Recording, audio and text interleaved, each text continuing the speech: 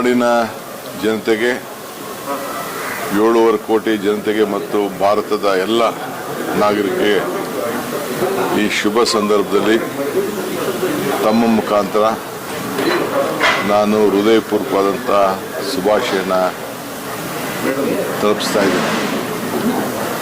ಈ ದೇಶದ ಐಕ್ಯತೆ, ಸಮಗ್ರತೆ, ಶಾಂತಿಗೋಸ್ಕರ ನಮಗೆ ದುಡಿದಂಥ ಎಲ್ಲ ರಾಷ್ಟ್ರೀಯ ನಾಯಕರ ತ್ಯಾಗ ಬಲಿದಾನವನ್ನು ನಾವೆಲ್ಲ ಸ್ಮರಿಸಿಕೊಂಡು ಇವತ್ತು ಅವರು ಕೊಟ್ಟಂಥ ಪ್ರಜಾಪ್ರಭುತ್ವದ ವ್ಯವಸ್ಥೆ, ಸ್ವಾತಂತ್ರ್ಯ ಇವೆಲ್ಲ ಕೂಡ ಅಳವಡಿಸ್ಕೊಂಡು ನಾವೆಲ್ಲ ಬದುಕ್ತಾ ಇದ್ದೇವೆ.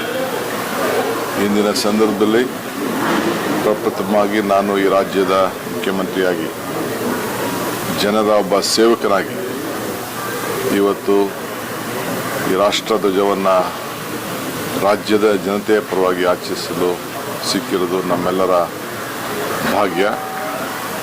ಮುಂದಿನ ದಿನಗಳಲ್ಲಿ ಈ ಎಲ್ಲ ಜನಾಂಗವನ್ನು ಕೂಡ ಒಟ್ಟಿಗೆ ತೆಗೆದುಕೊಂಡೋಗಿ ಈ ರಾಜ್ಯದಲ್ಲಿ ಶಾಂತಿ, ನೆಮ್ಮದಿ, ಸಹಬಾಳ್ವೆಯನ್ನು ಕಾಪಾಡಿಕೊಳ್ಳಿಕ್ಕೆ ಎಲ್ಲ ಥರದ ಪ್ರಯತ್ನ ಮಾಡ್ತಾ ಇದ್ದೇನೆ.